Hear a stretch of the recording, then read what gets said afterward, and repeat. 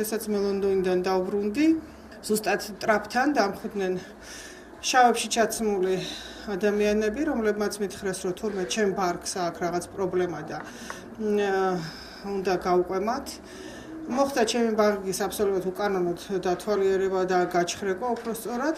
თითქოს და აპარატმა აჩვენა, რომ იქ რაღაც უნდა ყოფილიყო, ორი ჩანთა მქონდა.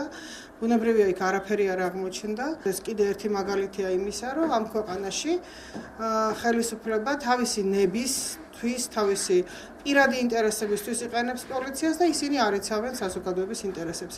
მე მინდა მივმართო ომბუდსმენს და ვკითხო, როგორ შეაფასებს ის ასეთ მოვლენებს და რა ზომებს მიიღებს იმისათვის, რომ ამ ქვეყანაში არ იყოს პოლიტიზირებული პოლიცია და რომ პოლიცია იცავდეს საზოგადოების ინტერესებს და არა კერძოდ რომელიღაცა პოლიტიკური ჯგუფის ინტერესს.